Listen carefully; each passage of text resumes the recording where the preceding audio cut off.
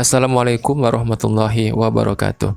Di kesempatan kali ini saya akan memberikan tip kepada teman-teman, yaitu dua buah tombol yang kemungkinan sering kita gunakan. Tombol itu adalah G dan R. Baik, sekarang saya sudah berada di lembar kerja baru. Saya menggunakan kubus standar yang ini. Klik kubusnya, saya akan pindahkan ke atas, tekan tombol Tab, kemudian tekan searah sumbu Z. Naikkan ke atas satu tingkat, sehingga dia menjadi seperti ini. Selanjutnya, untuk objek bantu lainnya, saya akan menambahkan lagi sebuah objek plan. Tekan Shift A, kemudian pilih plan. Masuk ke edit mode, kemudian seleksi semuanya, kemudian tekan S untuk mengskala plan yang ada. Nah, kira-kira seperti ini saja. Kembali ke objek mode, tekan Tab. Selanjutnya, saya akan edit objek kubus ini. Tekan objek kubusnya, kemudian masuk ke edit mode. Lihat dari tampilan kanan, tekan angka 3 pada keyboard. Pastikan yang aktif adalah seleksi vertex, kemudian perbesar sedikit tampilan zoomnya. Aktifkan wireframe dengan cara tekan Shift Z, sehingga yang muncul kerangka daripada objek kubus ini. Kemudian seleksi bagian bawahnya, tekan tombol S, kemudian tarik ke arah dalam, sehingga kubus ini akan menjadi kecil di bagian bawahnya. Aktifkan kembali solid mode, tekan Shift Z, sehingga kita sudah bisa lagi melihat tampilan dari objek kubus ini.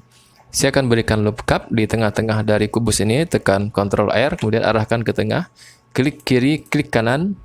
Tombol yang pertama yang akan saya jelaskan adalah tombol G. Tombol G adalah tombol yang kita gunakan untuk menggeser, atau dalam bahasa Inggrisnya adalah grab. Dengan tombol ini teman-teman bisa menggerakkan atau menggeser vertex, garis, ataupun permukaan dari objek. Nah, sekarang kalau kita perhatikan di objek kubus ini sudah ada garis di tengah-tengahnya. Nah, kalau kita tekan G di keyboard dan kita gerakkan mouse, maka kubus ini akan mengalami perubahan bentuk yang tidak stabil. Dia berubahnya tidak beraturan. Klik kanan mouse untuk batalkan perubahan.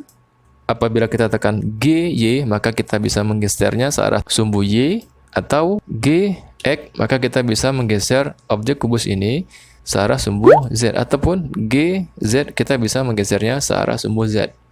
Hanya saja kita lihat perubahannya tidak stabil. Supaya garis yang kita seleksi ini dia bisa bergerak searah dengan permukaan objek, maka caranya kita bisa dengan menekan tombol G dua kali. Kemudian kita tarik ke atas maupun ke bawah.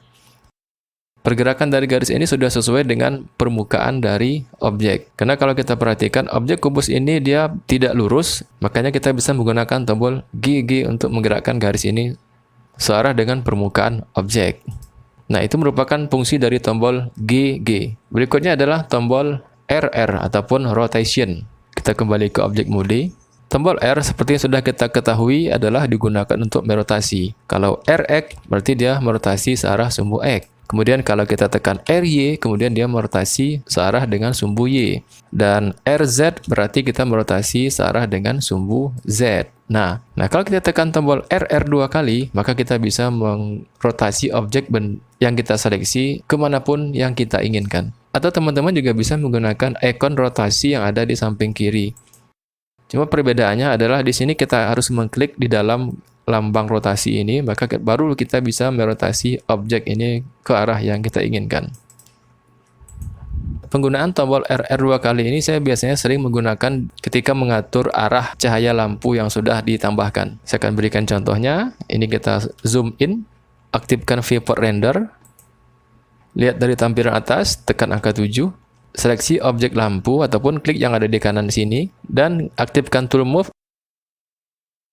Akan saya pindahkan ke atas sedikit sehingga dia menjauh daripada objek. Kemudian kita gunakan lagi penglihatan 3D-nya. Saya tambahkan sebuah lampu, Shift A, kemudian pilih light dan pilih area. Ini saya naikkan ke atas. Lihat dari tampilan atas. Saya akan menggesernya ke bawah. Lihat dari tampilan perspektif ataupun tampilan 3D-nya. Sekarang kalau kita lihat objek lampu ini dia mengarah ke bawah. Nah, supaya arah cahaya lampu ini langsung bisa mengarah ke objek, maka kita bisa menekan tombol RR pada keyboard kemudian langsung arahkan ke lampu. Sehingga cahaya lampu itu akan langsung menerangi objek. Nah, di sini kita lihat mungkin belum tampak cahaya lampu ini bisa menerangi objek kubus yang sudah kita modifikasi. Saya akan tambahkan kekuatan dari cahaya lampu ini. Kalau sekarang kita lihat dia ada 10 watt. Maka saya akan gunakan angka 300 watt. Enter. Maka di sini kita lihat objek kubus ini sudah diterangi oleh cahaya lampu yang sudah kita tambahkan tadi. Nah, kita bisa lihat dari sisi yang lain. Nah, kalau kita ingin mengubah arah cahaya lampu ini ke arah yang lain, maka kita bisa lagi menggunakan tombol RR pada keyboard. Kita bisa mengarahkannya kemanapun yang kita inginkan. Nah, seperti ini. Nah, itulah dia guna dari tombol GG dan RR. Sesuai dengan judul yang saya berikan, dua buah tombol ini kemungkinan besar sering kita gunakan dalam melakukan proses modeling ataupun proses yang lainnya. Demikian video tips saya pada hari ini. Semoga ini bermanfaat. Sampai jumpa di video tips selanjutnya. Wassalamualaikum warahmatullahi wabarakatuh.